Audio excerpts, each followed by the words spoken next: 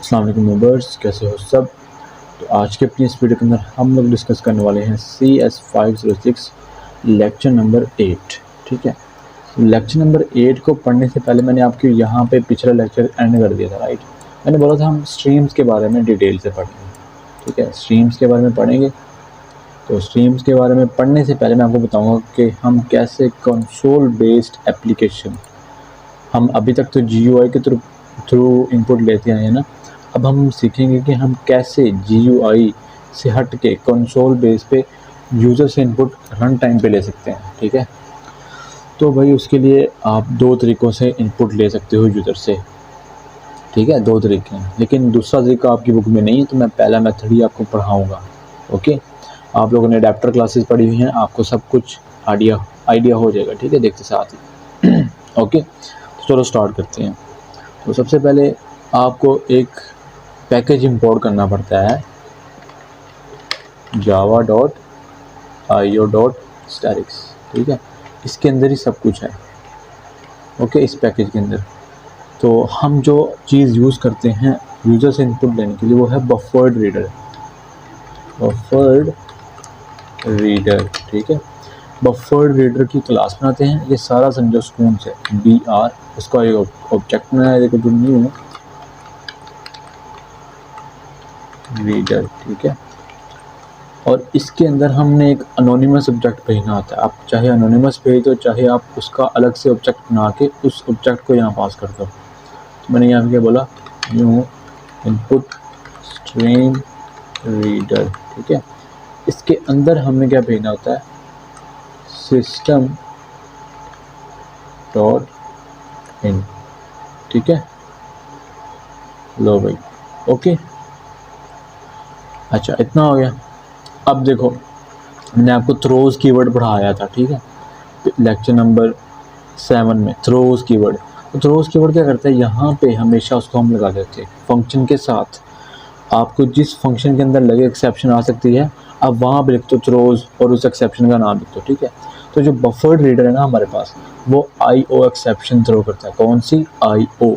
तो हमें हमेशा लिखना पड़ता है थ्रोज।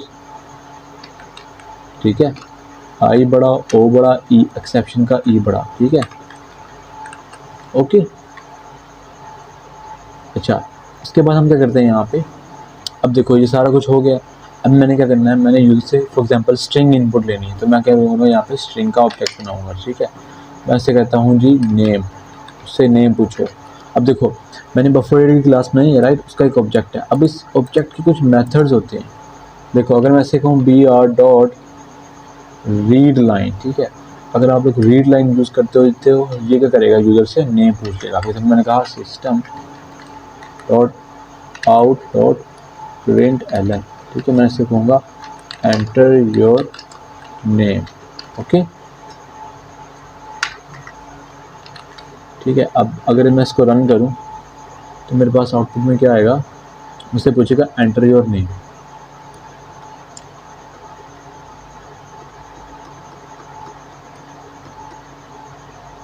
ठीक है, मैं इसको कहूँगा तैमूर अमीन। ठीक है, और ये सारा कुछ इसने एंटर करने के बाद मुझसे सारा कुछ यहाँ पे मतलब इसको एंड कर दिया प्रोग्राम को। ओके, अब आपको पता है हम प्रिंट एलन यूज़ नहीं कर सकते, मतलब हम एक ही लाइन पे इनपुट लेना चाहते हैं, तो मैं यहाँ पे प्रिंट अकेला लिख दूँगा। ओके, अब अगली लाइन में क्या करूँगा, system dot out dot println, वो जो नेम मैंने यूज़र से इनपुट लिया वो यहाँ पे प्रिंट करवा दूँगा। ठीक है, इसको दोबारा रन करता हूँ। अभी मुझसे पूछ रहा है एंटर नेम, तो मैंने कहा आहद अली। ठीक है, जैसे मैंने कहा आहद अली, एंटर प्रेस किया तो इसने आहद अली को प्रिंट कर दिया। ठीक है, ओके, इसी तरह अब मैं चाहता हूँ कि मैं यूज़र से क्या करूँ, अब उसकी एज इनपुट लूँ, तो मैंने कहा int age is equal to, करना वही काम है BR। ठीक है, डॉट रीड लाइन। ठीक है, इसके अंदर अब हमने, अब फॉर एग्जांपल आप लोग स्ट्रिंग नहीं ले रहे, आपको पता है ये जो बफर रीडर है ये कैरेक्टर्स को लेता है। ठीक है, कैरेक्टर्स को इनपुट लेता है।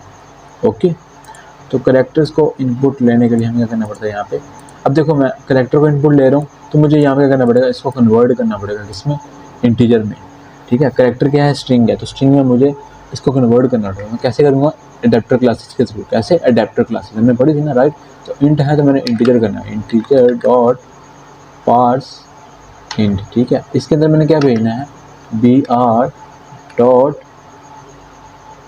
ठीक है, रीड लाइन, ओके, ऐसे, ओके। अब ये क्या करेगा? हमारे पास यूज़र की एज पूछ के हमें बता देगा और मैं इसको करूँगा यहाँ पे प्रिंट कर लूँगा एज को, ठीक है। इसी तरह मैं इससे कहूँगा for example system dot out dot println enter your age, ठीक है। इसको दोबारा रन करता हूँ तो उसने मुझसे सबसे पहले क्या कहा? Enter your name. तो मैंने कहा अली।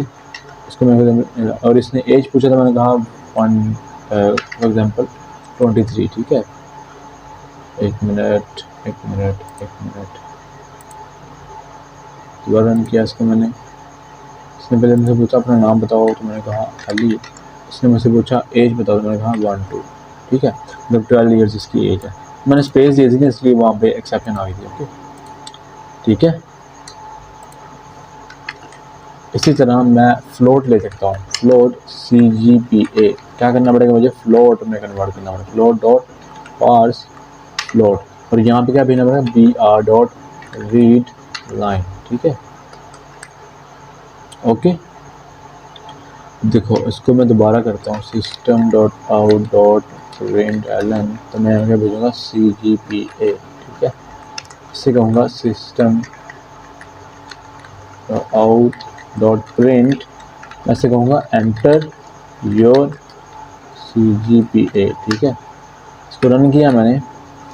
जैसे रन किया सबसे पहले मुझसे कह रहा है एंटर योर नेम, तो मैंने कहा तैमूर, ओके। एज कहा तो मैंने 23 कह दिया। CGPA कहा मैंने 3.5 कह दिया, ओके, ठीक है, गुड हो गया। अब देखो यहाँ पे आप लोग कंफ्यूज हो रहे हैं, यार बफर रीडर इतना लंबा लिख दिया आपने, इसका कोई स्मॉल सा हल नहीं है, इसका कोई सोल्यूशन नहीं है। तो मैंने कहा हाँ है भाई। देखो मैंने बफर रीडर लिखा है ना, इसके अंदर जो मैंने ऑब्जेक्ट भेजा ना एनोनिमस ऑब्जेक्ट, मैं इसका एक सेपरेट ऑब्जेक्ट बना के वहाँ पे इस क्लास का ऑब्जेक्ट बना के उस ऑब्जेक्ट को यहाँ पास कर सकता हूँ। मैं क्या कर सकता हूँ? यहाँ पे इनपुट स्ट्रीम रीडर, ठीक है। मैं इसको क्या बोलूँगा? ISPR, ठीक है, न्यू इनपुट स्ट्रीम रीडर, ठीक है। और इसके अंदर मैं क्या भेजूँगा? System dot in, okay. अब जो मैंने ये ऑब्जेक्ट बनाया ना इनपुट स्ट्रीम रीडर, सिर्फ इसको मैं यहाँ क्या करूँगा? कॉपी करूँगा और ये सारा का सारा यहाँ से हटा दूँगा, क्योंकि ये देखो ये पूरी लाइन मैंने एज इट इज़ किसको स्टोर कर दिया हुआ है? इस सब्जेक्ट को, इस ऑब्जेक्ट को स्टोर कर दिया हुआ है, राइट। और ये ऑब्जेक्ट किस टाइप का है? इनपुट स्ट्रीम रीडर टाइप का, राइट, वही है ना। तो मैं यहाँ पे कर सकता हूँ इधर से यहाँ से इसको यहाँ से ख़त्म करके ये ISPR भी यहाँ पे पेस्ट कर सकता हूँ, ठीक है, ओके। तो इस केस में अगर मैं इसको रन करूँ तो ये तब भी चल जाएगा, ओके। इसने कहा एंटर योर नेम, मैंने कहा तैमूर, और इसने कहा एंटर योर एज, मैंने कहा 23, इसने कहा CGPA 3.5, ठीक है, ओके। तो लोग गाइस इस तरह हम करके यूज़र से इनपुट ले सकते हैं, ठीक है। अगर आपको कोई क्वेश्चन हो तो आप हमें कमेंट सेक्शन में पूछ सकते हैं, ओके। अच्छा, तो ये तो था भाई यूज़र से इनपुट लेना, ओके। अब हमने पढ़ना है कि हम जावा के अंदर फाइल्स को कैसे हैंडल कर सकते हैं, फाइल हैंडलिंग कैसे कर सकते हैं। अभी मैंने आपको पढ़ा दिया, राइट, बफर रीडर पढ़ा दिया मैंने आपको, ठीक है। तो बफर रीडर के थ्रू हम क्या कर रहे थे? उसमें हम एक एनोनिमस ऑब्जेक्ट भेज रहे थे। हम चाहें तो एक ओरिजिनल ऑब्जेक्ट भी भेज सकते हैं, जैसे हमने अलग से उसका ऑब्जेक्ट बना के वहाँ पे उसको पास कर दिया, राइट। फिर उसके क्रॉसपोंडिंग मैंने यूज़र से इनपुट जो लेना चाहिए कर लिया, राइट। तो ये ईजी है, ओके। आई होप गाइस आपको क्लियर हो गया। अब हम चलते हैं फाइल हैंडलिंग की तरफ। अब हम जावा के अंदर कैसे फाइल्स को हैंडल कर सकते हैं, कैसे फाइल्स को क्रिएट कर सकते हैं, फाइल को रीड कर सकते हैं, राइट कर सकते हैं फाइल्स में, ठीक है। तो देखो ये कॉन्सेप्ट भी जावा में लाया जाता है, ओके। जैसे C++ में फाइल हैंडलिंग थी ना, इसी तरह जावा में भी है, ओके। तो वही बात, हमें सबसे पहले क्या करना पड़ेगा? यहाँ पे java.io. यही वाला पैकेज इंपोर्ट करना पड़ेगा, ओके। ठीक है। और ये फॉर एग्जांपल मैं यहाँ से थ्रोज को हटा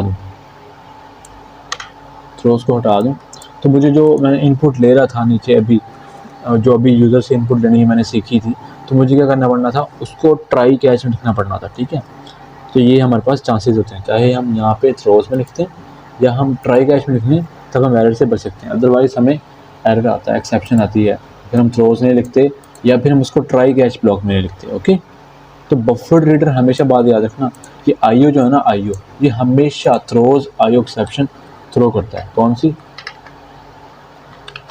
आईओ एक्सेप्शन। ठीक है, तो थ्रो करता है हमेशा। ठीक है, अब देखो हमने फाइल को क्रिएट भी करना है और फाइल को रीड भी करना है, मतलब उसमें लिखना भी है। तो फाइल को क्रिएट करने के लिए हम क्या यहाँ पे लिखते हैं, फाइल राइटर। ठीक है, ये हमारे पास क्लास होती है, तो मैं इसको बोला fw=new फाइल राइटर। ओके, इस फाइल राइटर के अंदर हमने अपनी क्लास का नेम देना होता है। ओके, अपनी क्लास का अपनी फाइल का नेम देना होता है। ठीक है, फॉर एग्जाम्पल मैंने कहा मेरी फाइल का नेम है तैमूर.txt। ठीक है, ओके, उसके बाद हमने क्या करना था, यहाँ पे प्रिंट राइटर ऑब्जेक्ट बनाना था। ठीक है, अब यहाँ पे देखो ये हमारे पास एक्सेप्शन आ रही, कौन सी? IO exception. तो मैं चाहूँ इसको यहाँ पे लिख दूँ थ्रोज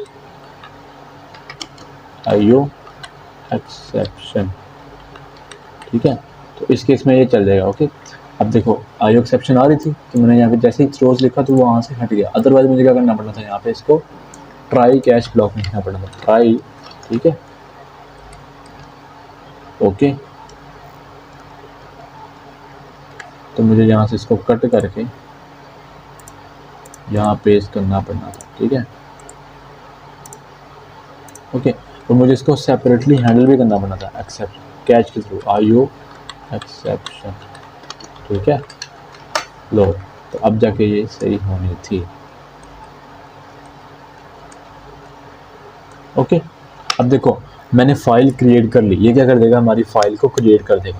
फाइल क्रिएट होगी किस नाम की? तैमूर.txt की। अब मैंने उस फाइल के अंदर लिखना है, तो मैं यहाँ पे क्या करूँगा, प्रिंट राइटर का यूज़ करूँगा। जिसका? Print writer. Okay, pw=new print. Okay, और इस प्रिंट राइटर के अंदर ये वाली फाइल का नेम भेजूंगा, फाइल का नेम, इस फाइल का ऑब्जेक्ट भेजूंगा, क्या है? fw file writer. ठीक है, तो ये क्या करेगा, हमें हेल्प करेगा फाइल के अंदर राइट करने की। ठीक है, तो मैं यहाँ क्या करता हूँ, मैंने फाइल के अंदर कोई स्ट्रिंग टाइप का कुछ लिखना है, तो मैं यहाँ क्या करूँगा, स्ट्रिंग, मैंने फॉर एग्जाम्पल इसको कहा लाइन 1। ठीक है, लाइन 1, इसको बोला वेब डिज़ाइन एंड डेवलपमेंट। ठीक है, और अगली लाइन में इसको बोला स्ट्रिंग लाइन 2। ठीक है, इसको मैंने बोल दिया I am a Java full stack developer. ठीक है, ओके, तो ये लाइंस हमने क्या करनी है, इस फाइल के अंदर पढ़ानी है, इस फाइल के अंदर राइट करनी है। अब देखो मैंने जो ऑब्जेक्ट बनाया था प्रिंट राइटर का। ठीक है, मैं यहाँ पे करता हूँ, इस ऑब्जेक्ट को यहाँ पे लिखता हूँ प्रिंट राइटर डॉट, अब यहाँ पे क्या आएगा, प्रिंट एलन। ठीक है, प्रिंट एलन के अंदर हमने वो वाली चीज़ लिख देनी है जो हमने उसके अंदर लिखनी है। फॉर एग्जाम्पल मैंने कहा लाइन नंबर 1 को लिखो। ठीक है, लाइन नंबर 1 लिखी जाएगी। ओके, अब जैसे ही हमारा काम फिनिश होगा तो हमने क्या करना है, देखो हमने करना है इसको pw.flush। ठीक है, फ्लश कर दो, उसके बाद pw को क्या कर दो, क्लोज कर दो। इसी तरह फाइल राइटर को भी, ये जो फाइल राइटर fw है ना, इसको भी क्या कर दो, यहाँ से क्लोज कर दो। ठीक है, इतना काम हो गया। अब यहाँ पे मैं करता हूँ, इसको प्रिंट करवा लेता हूँ सबसे पहले। ठीक है, एक्सेप्शन। अभी मैं ई आर क्यों यूज़ कर रहा हूँ, क्योंकि मुझे पता है मैंने एरर को रीड करवाना, तो हम यहाँ पे ई आर को भी यूज़ कर सकते हैं। ओके, तो चलो प्रोग्राम को क्या करते हैं, हम यहाँ पे इसको रन करते हैं। ओके, तो जैसे मैंने रन किया, ये बिल्ड सक्सेसफुल हो गया।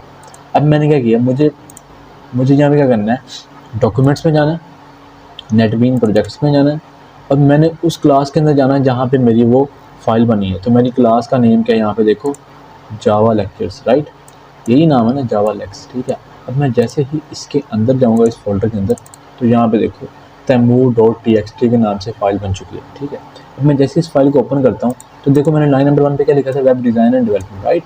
अब मैं जैसे इस फाइल को ओपन करता हूँ, तो यहाँ पे क्या आ जाएगा, ये देखो web design and development. Okay, इसी तरह मैं अगर यहाँ पे लाइन 2 को भी पास कर दूँ, pw.println, ठीक है, मैंने कहा लाइन 2 को भी यहाँ पे लिख दो भाई, इसी फाइल के अंदर राइट कर दो, इसको दोबारा रन करो, ठीक है। अब रन होगा, बिल्ड सक्सेसफुल हो जाएगा। अब मैं जाऊँगा दोबारा उसी फोल्डर के अंदर और देखूँगा उसी फाइल के अंदर, देखो अगली लाइन भी आ चुकी है, ठीक है। I am a Java full stack developer, ये स्टाइल आ गया, ओके, पता क्या करना, ओके, ठीक है, ठीक है। तो हमने क्या कर लिया, यहाँ पे इसको राइट कर लिया, ओके। तो हमने यहाँ पे क्या कर लिया, यहाँ पे फाइल के अंदर सारी राइट कर लिया, राइट, ओके। तो अब हम चाहते हैं जो हमने फाइल के अंदर राइट किया उसको हम रीड कर सकें, तो उसके लिए हम फ्रेंड्स यूज़ करते हैं फाइल रीडर का, ठीक है। फाइल रीडर का, किसका, फाइल रीडर का। तो मैं क्या करूँगा, फाइल रीडर का ऑब्जेक्ट बनाऊँगा, FW is equal to new file reader, ठीक है। अब मैंने उस फाइल का नेम लिखना है, जब मैंने रीड करनी है तो मैंने फाइल का नेम क्या था, move.txt, राइट, ओके। अब यहाँ पे क्या करूँगा मैं, यहाँ पे अब देखो ये फाइल रीडर क्या करेगा, उस फाइल को सबसे पहले ओपन करेगा रीड मोड में। फाइल राइटर क्या कर रहा था, राइट मोड में उस फाइल को क्रिएट कर रहा था, राइट। अब यहाँ पे ये जो फाइल रीडर है ये करेगा, फाइल को ओपन करेगा रीड मोड में, रीड मोड में ओपन हो जाएगी। अब मैं उस फाइल के अंदर जो जितना भी कंटेंट है उसको रीड करना चाहता हूँ, तो मैं कैसे रीड करूँगा। तो अब हमने अभी पढ़ा है हम यूज़र इनपुट कंसोल इनपुट कैसे करते हैं, कंसोल पे इनपुट कैसे लेते हैं, बफर्ड रीडर के थ्रू, राइट, बफर्ड रीडर। तो बफर्ड रीडर हमारे पास फाइल को रीड करने के लिए भी हेल्प करता है, ओके, फाइल रीडर, ठीक है। ऐसे अगर मैं इसको, जैसे मैंने कहा बफर्ड रीडर, मैंने कहा BR न्यू, अब मैंने फाइल रीड करनी है तो मेरे अंदर यहाँ पे क्या भेजूंगा, इसके अंदर फाइल रीडर का ऑब्जेक्ट भेजूंगा, ठीक है, दैट्स इट, ओके। तो ये क्या कर लेगा, फाइल को रीड कर लेगा। अब मैं यहाँ पे करता हूँ स्ट्रिंग लाइन, ठीक है, इज इक्वल टू, अब देखो वही काम BR.रीड लाइन, राइट, हो गया, system.out.println। तो ये क्या करेगा, हमारे पास जो फर्स्ट लाइन होगी ना, फर्स्ट लाइन पे जो भी सिंटैक्स पड़ा होगा, या फर्स्ट लाइन पे कह लो या फिर जीरो इंडेक्स पे जो पड़ा होगा उसको प्रिंट करके यहाँ पे हमारे पास ला देगा, ठीक है। अब मैं अगर इसको रन करूँ, ठीक है, तो यहाँ पे देखो सबसे पहले हमारे पास पहली लाइन में क्या लिखा है, web design and development, right, okay. अब मैं चाहता हूँ मैं अगली लाइन को भी रीड करूँ, system.out.println, ठीक है। मैं यहाँ पे लिखूँगा लाइन, ठीक है, 2 दफ़ा इसको मैंने कर दिया लाइन को, लेकिन ये दोबारा मेरे पास क्या करेगा, एक ही लाइन को प्रिंट कर देगा, ठीक है, web design and development, web design development, right. तो मैं चाहता हूँ यार अगली लाइन भी मेरे पास आए, तो उसके लिए क्या करना पड़ता है, लूप लगानी पड़ेगी। कैसे, अब पहली लाइन तो मैंने रीड कर ली, राइट, अगली लाइन की बारी, तो मैं क्या करूँगा, मैं कहूँगा जब तक मेरी लाइन, अब लाइन क्या है, स्ट्रिंग है, वो नल के इक्वल नहीं हो जाती, आपको पता हम नल यूज़ कर सकते हैं स्ट्रिंग के साथ, राइट। तब तक क्या करो, तुम अगली लाइन को रीड करो, तो तुम क्या करो, लाइन को रीड करो, ठीक है, लाइन को रीड हो गया। अब जैसे ही आप लाइन रीड कर लो तो आप क्या करो, अपनी लाइन को कहो कि अगली लाइन को रीड करें, ठीक है। तो मैं क्या करूँगा, यहाँ पे BR.रीड लाइन यहाँ पे लिख दूँगा। ये क्या करेगी हमारे पास, ये सबसे पहले तो हमारे पास लाइन को रीड कर लेगी, ठीक है, लाइन को रीड होगी। अब लाइन रीड होगी, यहाँ पे वो लाइन प्रिंट होके आ जाएगी, ठीक है। अब जब लूप चलेगी फिर वो अगली लाइन पे जाएगी, ठीक है, लाइन.रीड लाइन के थ्रू, ठीक है, रीड लाइन के थ्रू अगली लाइन पे गई। अब उसने दोबारा कंडीशन चेक की कि नल के इक्वल तो नहीं है, नल के इक्वल नहीं है, उसने दोबारा उसी लाइन को प्रिंट कर दिया, ठीक है। अब जब वो अगली तीसरी लाइन पे गई तो तीसरी लाइन पे उसे कोई लाइन मिली ही नहीं, तो वहाँ पर उसने क्या भेज दिया, नल इक्वल हो गया और हमारी लूप क्या होगी, टर्मिनेट होगी, राइट। अब जैसे मैं अगर इसको रन करूँ तो आप लोग यहाँ पे देख सकते हो, सबसे पहले क्या आया, web design and development, I am a Java full stack developer, okay. चलो अब देखो मैं इसके अंदर कोई और लाइन्स भी ऐड करता हूँ। इसको ओपन किया मैंने, सबसे पहले तो मैं यहाँ पे स्टैक लिखूँगा सही तरह, ओके। उसके बाद मैंने कहा I am a student of VU, ठीक है, I live in Pakistan, I am a boy, okay. अब मैं इसको कहूँ आई एम 23 years old, ठीक है। अब मैं इसको करता हूँ यहाँ पे फाइल को यहाँ पे सेव कर देता हूँ और इसको यहाँ से क्लोज कर देता हूँ। अब देखो ये क्या करेगा, सबसे पहले दोबारा यहाँ पे अगर मैं आऊँ इसको रन करूँ तो ये सारी बारी बारी सारी की सारी लाइंस को यहाँ पे रीड कर देगा, ओके। अब ज़रूरी नहीं कि आप यहाँ पे temu.txt की फ़ाइल ही रीड करो, आप यहाँ पे .pdf लिख दो, .docs लिख दो, ठीक है, मगर वो फ़ाइल एग्जिस्ट करती हो। ओके, .video लिख दो, .jpg लिख दो, लेकिन वो फ़ाइल एग्जिस्ट करती है, लेकिन jpg की फ़ाइल्स रीड नहीं कर पाएंगे क्योंकि वो इमेजेस होती हैं इसमें, तो इमेजेस इस कंपाइलर के थ्रू तो रीड हम कर नहीं पाएंगे, राइट, क्योंकि एडवांस टॉपिक्स होते हैं इसके ऊपर, जिसके थ्रू हम यहाँ पे क्या करते हैं, फाइल्स को यहाँ पे हम इमेजेस को, म्यूज़िक प्लेयर को भी यहाँ पे चला सकते हैं, लेकिन वो ज़्यादा एडवांस के टॉपिक्स हैं, ठीक है, अभी के लिए आपके लिए इम्पोर्टेंट नहीं है। तो आई होप गाइज आपको ये सब कुछ अच्छे से क्लियर हो गया होगा। अब यहाँ पे जो सर पढ़ाना चाह रहे हैं, यहाँ पे जो सर आपको कंसेप्ट देना चाह रहे हैं स्ट्रीम्स का, तो वो मैंने आपको दे दिया। स्ट्रीम्स अब आगे जाके आपको समझ आएगी स्ट्रीम्स हैं क्या, ठीक है। अब यहाँ पे सर ने क्या किया है, चेक एक्सेप्शन एग्जाम्पल दी। तो चेक एक्सेप्शन वो होती हैं, आपको पता है, जो कंपाइल टाइम पे एग्जिस्ट करती हैं, जो कंपाइल टाइम पे अराइज हो, राइट। अब यहाँ पे देखो सर ने फाइल को रीड करने की कोशिश किया input.txt, ठीक है। जैसे सर ने फाइल को रीड किया यहाँ पे देखो, तो यहाँ पे मेरे पर एक्सेप्शन क्या आ गई, फाइल नॉट फाउंड एक्सेप्शन क्या आ गई, file not found. For example आपकी वो फाइल है ही नहीं आपके कंप्यूटर में, आप उस फाइल को रीड करना चाह रहे हो, मैंने कहा tamo.txt। अब मैं जैसे इसको रन करूँगा तो देखो यहाँ पे मेरे पास क्या आएगा, फाइल नॉट फाउंड एक्सेप्शन आ गई, ठीक है, ठीक है, ओके। तो ये बात सर हमें बताना चाह रहे थे कि फाइल नहीं मिल रही, आपने फाइल मिल ही नहीं रही, ठीक है, तो ये हमें सर बताना चाह रहे थे, ओके। आई होप गाइस आपको क्लियर हो गया। उसके बाद चेक रिसेप्शन की एक और एग्जांपल दी है सर ने। अब वो उसको हैंडल कैसे किया है, अब देखो सर ने ऐसे हैंडल किया, ट्राई के अंदर लिखा, ओके, ट्राई के अंदर लिखने के बाद उसको कैच के अंदर लिख दिया, right, okay, compile and run किया और ये आपको करके दिखा दिया, ओके। अब वो फाइल मिल गई है तो हमारे पास हेलो वर्ल्ड आ गया। अब यहाँ पे आगे क्या कहता है, फाइनली ब्लॉक। फाइनली ब्लॉक आपको पता है हमेशा एग्जीक्यूट करता है, चाहे एक्सेप्शन अकर हो या ना हो। अब इस केस में एक्सेप्शन अकर हो रही है, अब यहाँ पे फाइनली ब्लॉक हमेशा जो है ना वो लास्ट पे आता है, ठीक है। तो मैंने इसको कहा है system.out.println, मैंने इसको कहा फाइनली ऑलवेज एग्जीक्यूट, ठीक है, finally block always execute, okay. अब यहाँ पे इस केस में आपके पास एक्सेप्शन आ रही है ना, राइट, एक्सेप्शन आने के बावजूद भी ये फाइनली ब्लॉक चलेगा, देखना, इसको मैंने रन किया, एक्सेप्शन इतनी आ गई, ठीक है, ओके। उसने यहाँ पे क्या लिख दिया, finally block always execute, finally block ने चलना है चाहे एक्सेप्शन आए या ना आए। अब देखो मैंने इसको ठीक भी कर दिया ना यहाँ पे, ठीक है। अब इस केस में तो ये ठीक है, दोबारा रन किया, देखो वो सारी की सारी चीज़ें प्रिंट कर रहा है, उसको कह रहा है फाइनली ब्लॉक ऑलवेज एग्जीक्यूट्स, ठीक है। तो फाइनली ब्लॉक क्या होता है, हमेशा चलता है, और चाहे वो हमारे पास इनपुट, हमारे पास कोई एक्सेप्शन आए या ना आए, ठीक है। इसका फ़ायदा ये होता है कि आपकी जो भी जितने भी सोर्स क्लोजिंग है ना, फॉर एग्जाम्पल मैंने यहाँ पे राइट फाइल को क्लोज़ करना है, ठीक है, तो वो हमेशा मुझे चाहिए यहाँ पे इसके अंदर क्लोज़ करूँ, लेकिन वो स्कोप के मद्देनज़र रखते हुए, क्योंकि वो स्कोप के अंदर इधर ही लाई करते हैं, यहाँ पे अगर मैं इसको इधर क्लोज़ करने की कोशिश करूँगा तो एरर आएगा, क्यों, क्योंकि वो एक ब्रैकेट के अंदर है ना, राइट। अगर यहाँ पे ब्रैकेट से बाहर कोई ऑब्जेक्ट यहाँ पे एक्सेस करने की कोशिश करूँ तो आपको पता नहीं होगा, क्योंकि वो एक ब्रैकेट्स के अंदर है, ठीक है, ओके। उसके बाद हमारे पास मल्टीपल कैच ब्लॉक्स होते हैं। तो मल्टीपल कैच ब्लॉक्स क्या होते हैं, ठीक है, तो मल्टीपल कैच ब्लॉक्स हमारे पास ये होते हैं कि आपके जो होते हैं ना, for example different type of exception होती है जहाँ पे एक्सेप्शन जो है अराइज हो सकती है, ओके।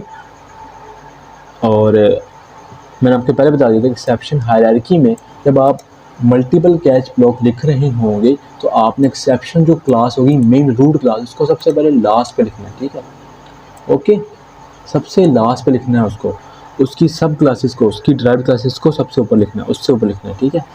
आपकी जो मेन क्लास होगी ना, मैंने आपको पिछले लेक्चर में बताया था मेन क्लास कौन सी है, थ्रोएबल से कौन क्लास इनहेरिट करती है, एक्सेप्शन। एक्सेप्शन के अंदर ही आपके पास सारे एक्सेप्शन, एरर भी हैं और एक्सेप्शन भी, ठीक है। तो आपने कोई बेस क्लास लिखनी है तो उसको कहाँ पे लिखना है, सबसे लास्ट पे लिखना है, फाइनली से ऊपर सबसे लास्ट पे, ठीक है, सेकंड लास्ट पे, ओके। उसको कभी भी, देखो आपको मैंने पहले बता चुका हूँ, उसको कभी भी यहाँ पे नहीं लिखना, ओके, ऐसे नहीं लिखना। तो इस केस में ये एरर है, ठीक है, क्योंकि ये बेस क्लास है, ये डिराइव्ड क्लास है, ये क्लास जो है ना बेस क्लास, इसके अंदर ये क्लास पड़ी हुई है, ठीक है। तो कंपाइलर जो है ना, ये क्लासेस इसके अंदर सारी क्लासेस पड़ी हैं, तो कंपाइलर कंफ्यूज होगा, भाई इसके अंदर सारी क्लासेस पड़ी हैं तो उसकी सब क्लास क्यों आप लोग मतलब यहाँ पे कॉल करना चाह रहे हो, ठीक है। तो हम यहाँ पे करते हैं, इसको सबसे लास्ट पे इधर लिख देते हैं।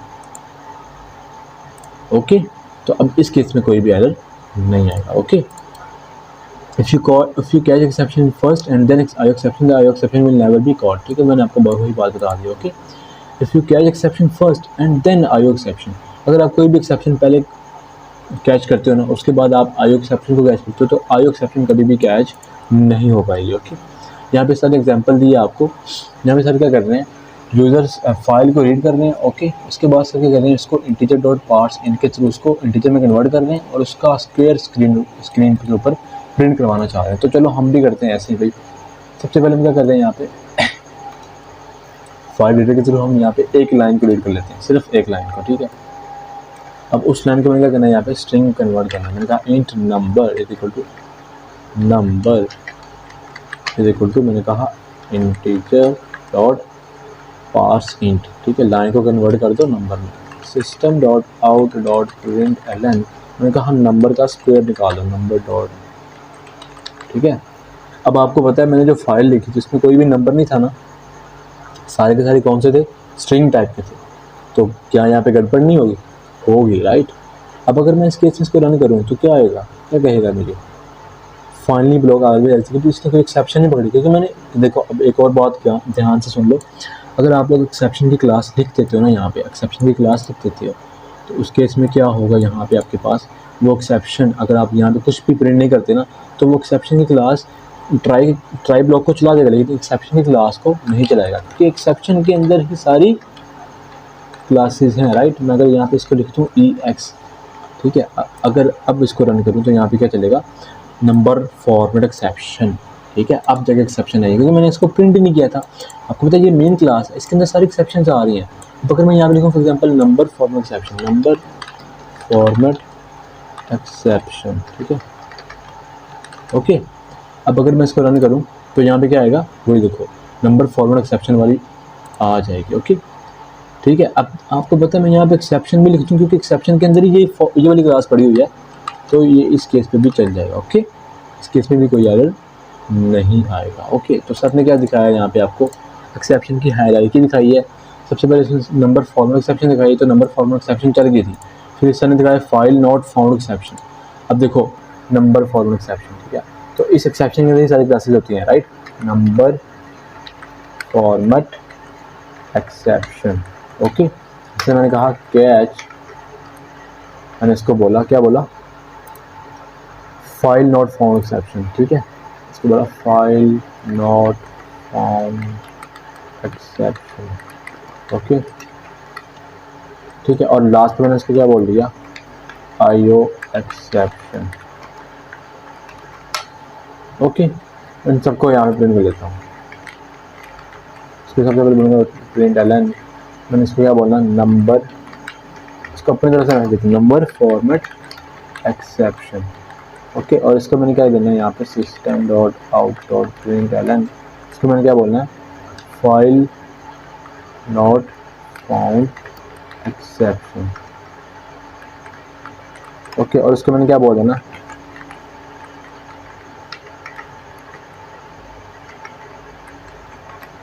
IO exception. ठीक है, अब मैं अगर इसको रन करूं तो अब सबसे पहले मेरे पास क्या आएगा, नंबर फॉर्मेट एक्सेप्शन, क्योंकि आपको पता है उसके अंदर फाइल के अंदर नंबर पड़ा ही नहीं हुआ। ठीक है, हमारी फाइल के अंदर तो कोई सारी स्ट्रिंग्स ही पड़े हैं ना, उसने क्या बोल दिया, नंबर फॉर्मेट एक्सेप्शन, और फाइनली ब्लॉक हमेशा चलता है। ठीक है, अब देखो मैं यहाँ पे फाइल का नेम ही चेंज कर देता हूँ, गलती से मिस्टेक से लिख दिया। अब इसने कहना है फाइल नॉट फाउंड एक्सेप्शन। ठीक है, फाइल ही नहीं मिली तो नंबर कैसे चेक करोगे।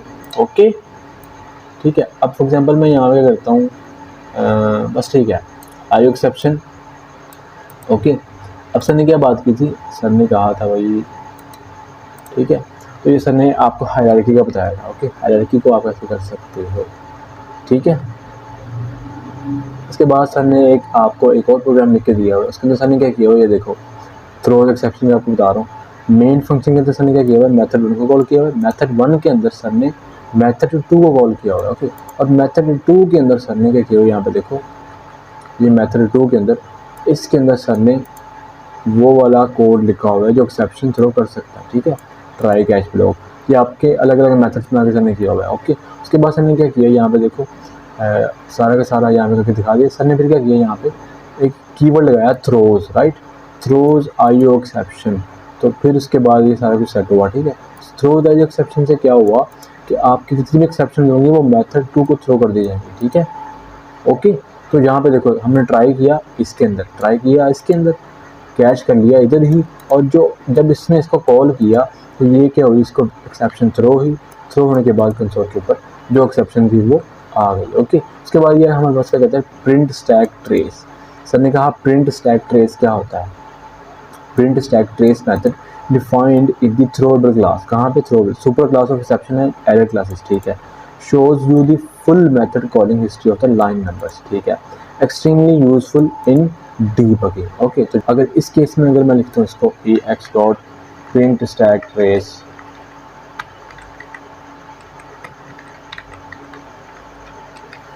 इसको रन करूँ, अब आपके पास सारी की सारी हिस्ट्री आ जाएगी, ठीक है। ये देखो नंबर फॉर्म ऑफ एक्सेप्शन है, और यहाँ पे कहाँ कहाँ ये पड़ा हुआ है, नंबर स्ट्रिंग से आपने कन्वर्ट किया, इसको इंटीजर से स्ट्रिंग से इंटीजर में कन्वर्ट किया है, ठीक है, ओके। चलो लेक्चर नंबर 7 खत्म हुआ। 8 हमने पहले ही पढ़ लिया है भाई, 8 हमने पहले ही पढ़ लिया है। फाइल हैंडलिंग हमने पढ़ ली है, देखो पढ़ ली है, राइट। अभी बताता हूँ आपको ये क्या होता है, स्ट्रीम्स क्या होता है। अब यहाँ पे इसकी डेफिनेशन पढ़ते हैं और इस वीडियो को एंड करते हैं इंशाल्लाह। कहते हैं डेटा सोर्स और sink as an object capable of producing और रिसीविंग पीसेज ऑफ डेटा, ठीक है। ये क्या होता है, एक सोर्स होता है। सोर्स क्या होता है, अब जिसके थ्रू ये डेटा भेजा जाएगा, ओके। फॉर एग्जांपल आप सोर्स से डेस्टिनेशन के थ्रू, डेस्टिनेशन की तरफ डेटा भेजना चाहते हैं तो आप क्या करेंगे, किसी सोर्स का यूज़ करेंगे। फॉर एग्जांपल आप कंप्यूटर पे डेटा भेजना चाहते हैं ना, तो कंप्यूटर पे कैसे डेटा भेजोगे, कीबोर्ड के थ्रू, माउस के थ्रू, राइट, ओके। अब यहाँ पे ये सब कुछ कहाँ पे होता है, IO पैकेज के अंदर, ये भी हमने पढ़ लिया। स्ट्रीम्स का क्या कॉन्सेप्ट है, it is an abstraction of data. Abstraction क्या होता है, हाइडिंग इम्प्लीमेंटेशन, ठीक है। आपको नहीं पता, फॉर एग्जांपल आपको एग्जांपल दूँ कार की, आप कार में मतलब चाबी लगा उसको स्टार्ट करते हो, राइट। उसका स्टीयरिंग व्हील है, उसकी रेस है, आपको नहीं पता कि गाड़ी किस तरह स्टार्ट हो रही है, आपको नहीं पता कि गाड़ी का इंटरनल प्रोसेस क्या है, राइट। आप सिंपल चाबी लगा रहे हो और गाड़ी को स्टार्ट कर रहे हो, राइट, ठीक है। तो आपको नहीं पता इंटरनल चीज़ें क्या है उसकी, आपको एक इंटरफेस प्रोवाइड कर दिया गया है, उसके थ्रू आप गाड़ी के अंदर चाबी लगा रहे हो और उसको स्टार्ट कर पा रहे हो, राइट। वही काम है एब्स्ट्रैक्शन। एब्स्ट्रैक्शन क्या करता है, आपको इंटरफेस प्रोवाइड करता है। इंटरफेस में क्या होता है, इम्प्लीमेंटेशन हाइड होती है, हमें नहीं पता अंदर क्या हो रहा होता है, ठीक है। और वो क्या होता है, कहता है it is an abstraction of data source sink. अब हमें नहीं पता किस टाइप का डेटा है, तो उस चीज़ की ये क्या है, एब्स्ट्रैक्शन है, मतलब क्या है, इंटरफेस है, ओके।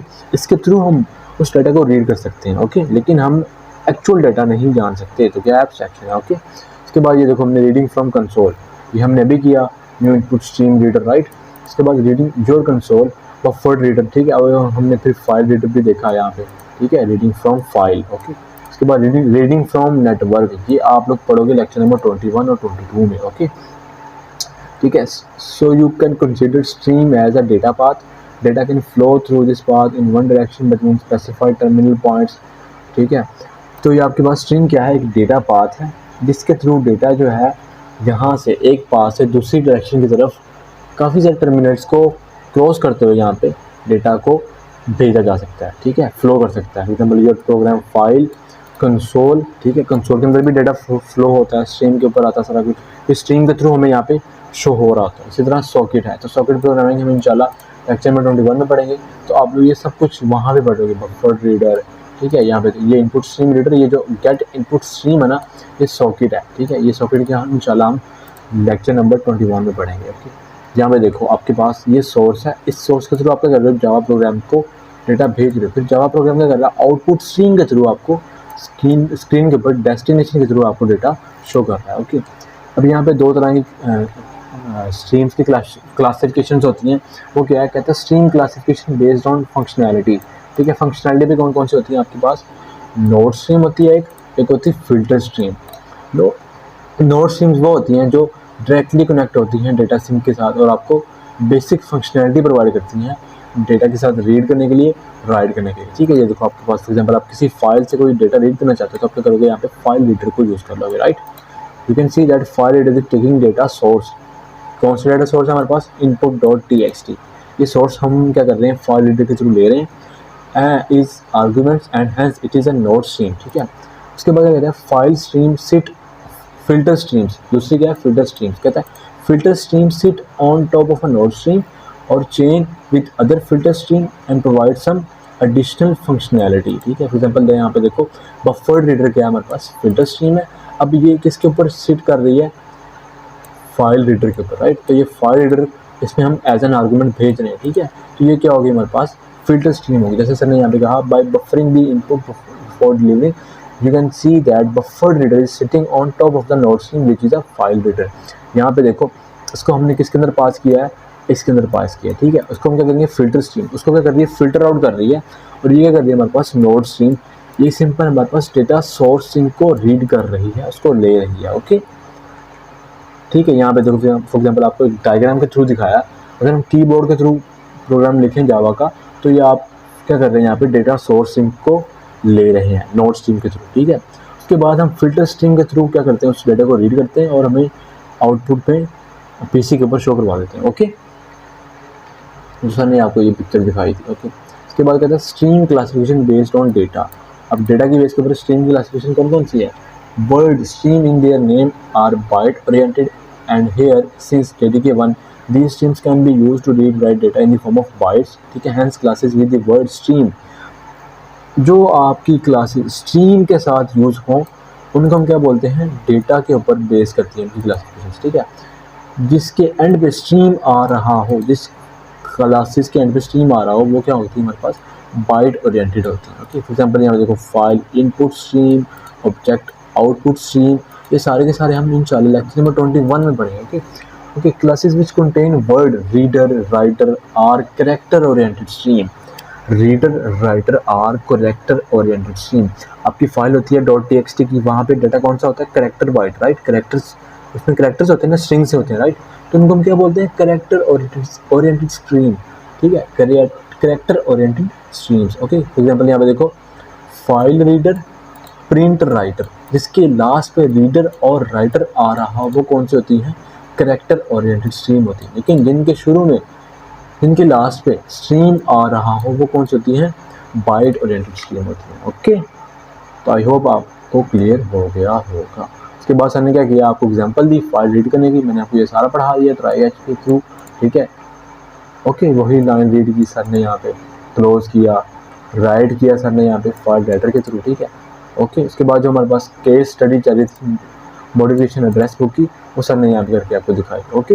बाकी ये अगर आप करना चाहो तो कर सकते हो, अदरवाइज इसको करने की ज़रूरत नहीं है, आपके सिलेबस में इंक्लूड नहीं है, ठीक है। ये जस्ट आपको प्रैक्टिस के लिए यहाँ पे करवाया गया है। जो हमने केस स्टडी की थी ना एड्रेस बुक की, तो उसके लिए यहाँ पे ये करवाया गया, उसमें आप यहाँ पे सारी चेंजेस कर सकते हो, ठीक है। बाकी कुछ भी नहीं इतना इंपॉर्टेंट यहाँ पे। तो आई होप गाइज आपको ये वीडियो बहुत ज़्यादा अच्छी लगी होगी।